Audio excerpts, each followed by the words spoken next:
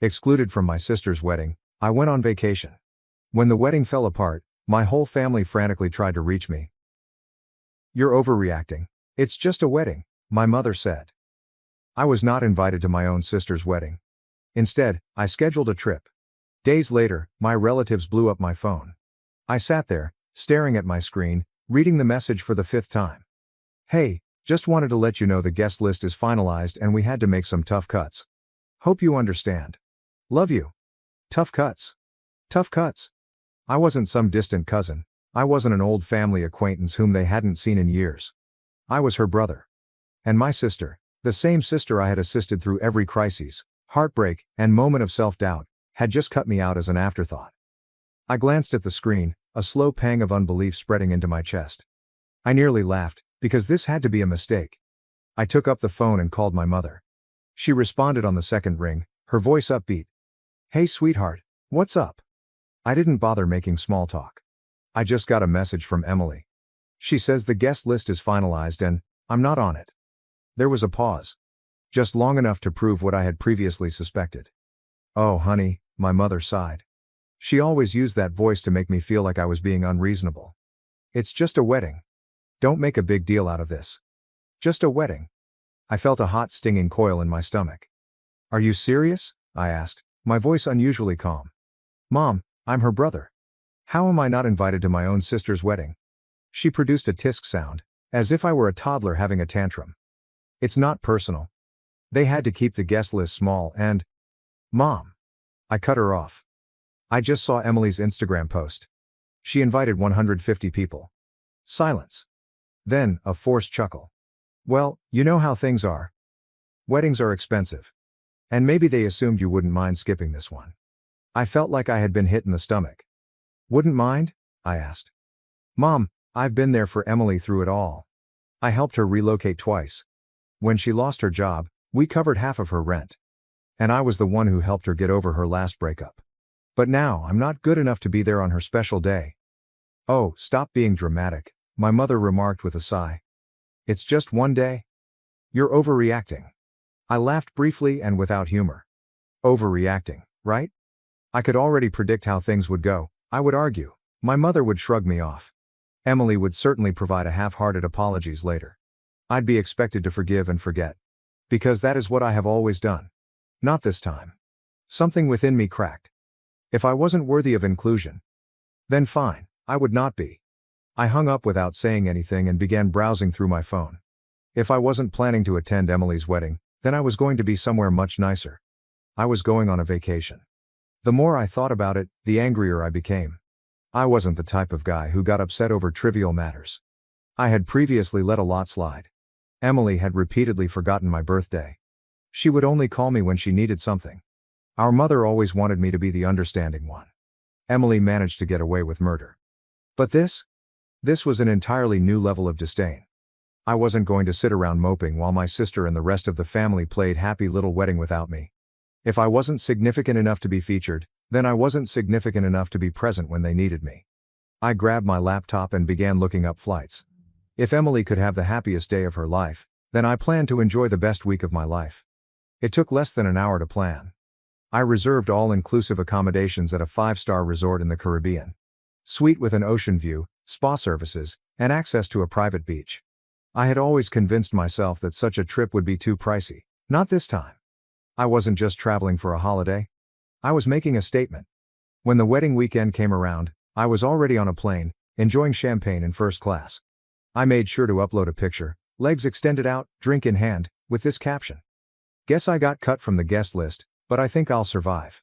The reactions were nearly immediate. Some of my cousins sent laughing emojis. My aunt, the only rational member in the family, commented, "Good for you. Should have taken me with you." But what's the best reaction? That came from my mother. She sent me 3 texts in a row. Mom asks, "Where are you?" My mom. "Are you seriously missing your sister's wedding over this?" Mother. "You're being petty." Petty? I wasn't even close to finishing. I responded with a photo of the beach, complete with white sand, crystal blue ocean, and a postcard perfect view. Then I shut off the phone. I wasn't about to let them guilt me. Not this time. For the first time in many years, I was not putting my family first. I was putting myself first. And it felt incredible. By the time I arrived in paradise, I had entirely eliminated any lingering remorse. The moment I walked out of the airport, the warm ocean breeze touched me, bearing the aroma of salt and tropical flowers. A private car was waiting to drive me to the resort. A stylish black SUV with chilled towels and bottled water in the backseat. Yeah. This was far better than a wedding. As we drove down the coast, I reflected on how right I had been to accomplish this. Back home, my family was presumably busy preparing for the big day. My mother was probably making excuses for why I wasn't present. My sister was laughing with her bridesmaids, not giving me a second thought. But I wasn't treated as an afterthought here. Here, I was the priority. My priority. The resort was something out of a fantasy. The lobby has enormous palm trees blooming within. A massive open-air architecture that allowed in the ocean wind. And the kind of service where you were greeted with a cocktail before you checked in. My room? Unreal. Floor-to-ceiling windows and a private balcony and the most gorgeous king-size bed I'd ever seen. I threw down my things, strolled out onto the balcony, and simply took it all in. Then, just to make matters worse, I took a picture of the scenery and shared it with this caption. When one door closes, another one opens, preferably to a beachside suite with unlimited margaritas. I knew it would find its way back to my family, and honestly, I hoped it did. Because for once, they could understand what it was like to be left out. And I was only getting started. The first full day of my trip was simply fantastic. I began the morning with room service, which included fluffy pancakes, fresh fruit, and coffee that was so wonderful it ruined every cup I'd ever tasted. Then I spent the entire day doing precisely what I wanted. No responsibilities. There's no family turmoil. Just me, the ocean, and a timetable focused only on my own enjoyment. By the afternoon, I was lounging on a sunbed by the infinity pool, martini in hand, watching the waves roll in. Every so often, I'd check at my phone, not to check in with my family. But look at the growing amount of responses to my vacation blogs.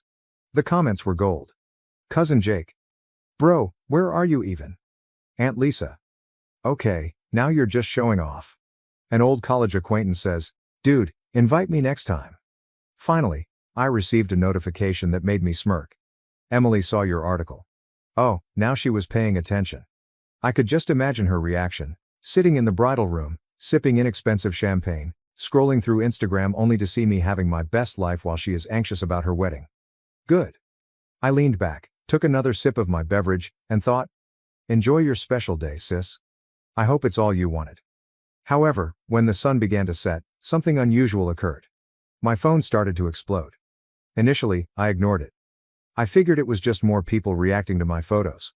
But then I noticed these names. Mom. Emily. Cousin Jake. Even Uncle Rob. Call after call. Texts are coming in non-stop. I raised an eyebrow and eventually opened my phone. The first text I saw was from my mother. Mother. Call me, it's an emergency. Is there an emergency? Attending the wedding? I sighed, debating whether I really cared. Jake then sent another message. Jake's reaction.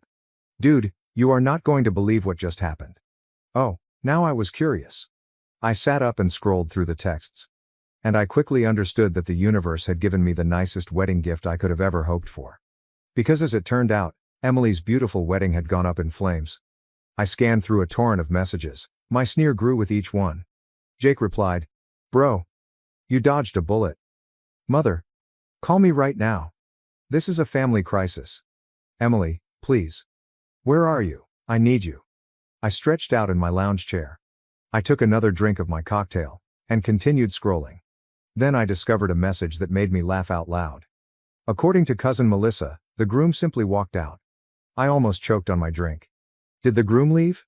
Oh, this was better than I could have expected. Curiosity got the best of me, so I eventually texted Jake back. My response? What do you mean he left? Jake. Dude, during the reception, full meltdown. He and Emily had some huge fight and then he just walked out. Straight up left the venue. Jake, again. Oh, and then Uncle Rob and Dad got into a screaming match over who was ruining the family's reputation. Grandma cried. The venue cut the bar early. It's a mess. I leaned back, smirking. My sister had refused to let me attend the wedding, believing that she didn't need me. And now? Suddenly, I was the first person they all ran towards. I could already hear my mother's voice in my brain. You need to fix this, Emily is devastated. Yes, no thanks. I opened the following message. It came from Emily. Emily says, answer your phone. Please, I need you. Oh, suddenly I was significant. I took a deep breath and typed back a single response. Me. Sorry, I'm a little busy enjoying my overreaction. Hope the wedding was fun. And then, I blocked her phone number. I blocked my mother. I also blocked Jake, just in case he got drawn into their guilt trip operation. Then I turned my phone to do not disturb mode, waved over the bartender, and ordered another drink. Because, while my family spiraled, I was in paradise. And for once, I wasn't bothered. The following morning, I awoke to the sound of waves breaking on the shore. The aroma of sea and tropical flowers wafted through my open balcony doors. I stretched and yawned. And for one lovely minute, I almost forgot about the pandemonium at home. Almost. Then I looked at my phone. Even though I blocked the majority of my family, I still had more than 20 missed calls from random numbers. They tried everything to contact me. Several voicemails had slipped through. Despite my better judgment, I pressed play on the first one. Mom's voice, frantic. I don't know what you think you're doing, but this is not the time for one of your tantrums. Your sister is devastated and we need you here. This family needs to stick together right now. I rolled my eyes before deleting it. Next voicemail. Emily is crying. I don't understand why you're doing this. You're my brother. I need you. Please, just call me back. Click. Deleted. The following one had me laughing. Jake whispered as if he were hiding in a closet. Dude, Mom and Aunt Lisa are planning to show up at your apartment when you get back. Just a heads up. Also, Grandma keeps saying the wedding was cursed because you weren't there. It's hilarious. Was that a voicemail? I've saved. I tossed my phone on the bed and stepped out onto the balcony. The sun had just begun to rise. Creating a golden glow over the ocean, I took a deep breath, allowing the warmth of it to sink in. Back at home, my family was scrambling to perform damage control. Meanwhile, I was here, sipping espresso while wearing a bathrobe, enjoying the best decision I'd ever made. And the best part? They were now feeling what I had felt when they cut me out. Unwanted. Forgotten. Left out. It was rather poetic, actually. But I wasn't finished yet. I grabbed my phone. I took a photo of my breakfast, which included fluffy pancakes, fresh fruit, and a mimosa that was so brilliant it might blind someone. And posted it with this caption. Starting my day stress-free. Hope everyone back home is doing okay. Then, just for fun, I went through my blocked messages, grinned at all of the missed calls, and ordered another mimosa. I didn't intend to call them back. Allow them to clean up their own mess. I was on vacation. By midday, I was relaxing under a secluded cabana, sipping a tropical drink with an umbrella when my phone vibrated again. This time, the message came from cousin Melissa. Melissa. Okay, I know you're mad. And honestly, you deserve to be. But you have to hear what happened after the wedding. Call me.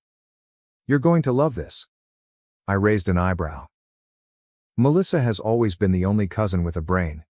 If she mentioned that I needed to hear anything, it was probably worth the time.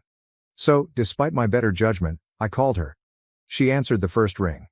Oh my God, you're finally answering, she said, unable to contain her joy. Okay, are you sitting down? I gazed about in my shaded cabana, the vast ocean in front of me and the chilled beverage in my palm. Yeah, I think I'm in a good place for whatever this is. Melissa let out a breathless laugh. Okay, after the groom left, Emily had a complete meltdown. And I don't mean a few tears. I mean yelling, wailing, and throwing objects at the wedding party. I smirked. Sounds about right. Melissa continued, her voice brimming with enthusiasm. Everyone was attempting to calm her down. Mom overheard Aunt Lisa suggest that the disaster could have been avoided. If you'd been there? I blinked. Wait, what? Melissa giggled.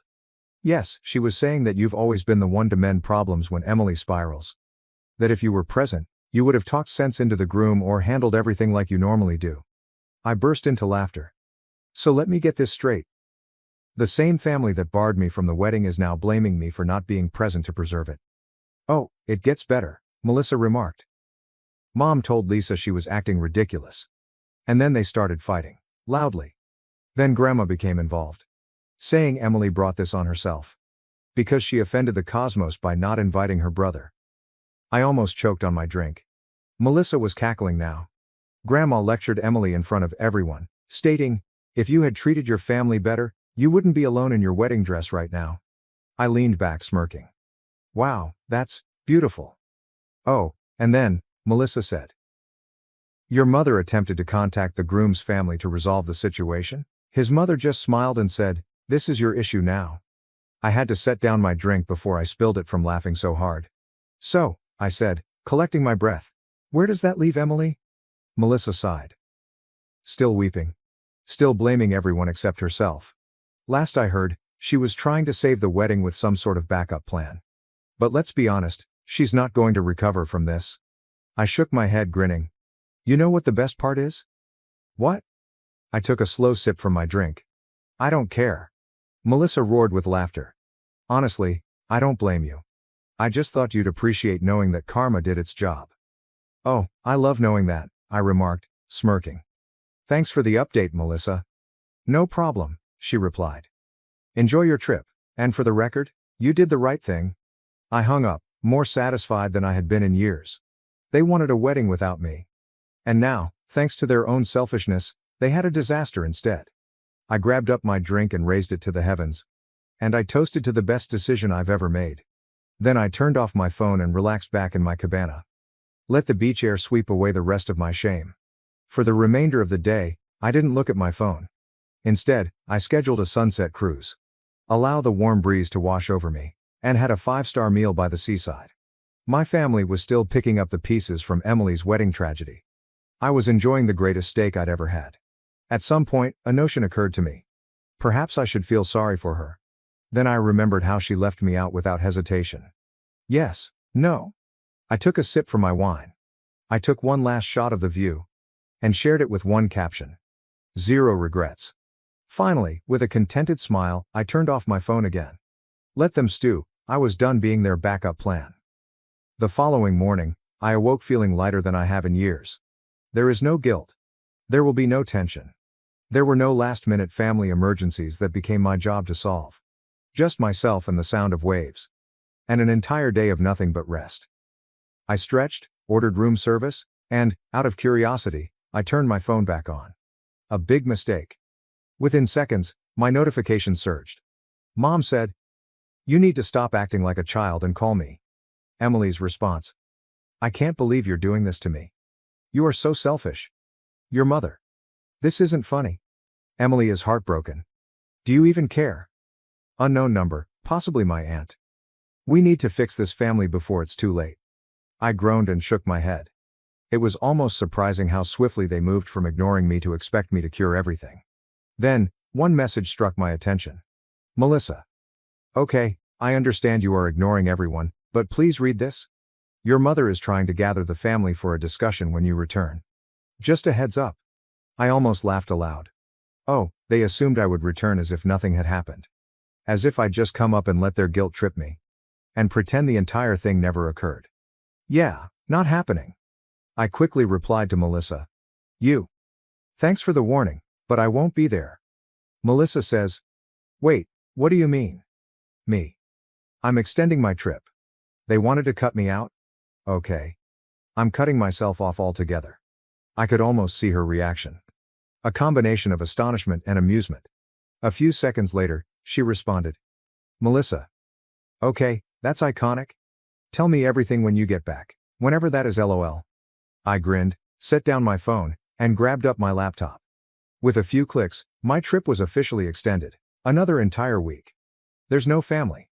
There's no drama. No family discussions. Just me and the water. They never allowed me to have peace. And the best part? They couldn't do anything about it. Before going to the beach, I sent one final text. Me, Mom, and Emily.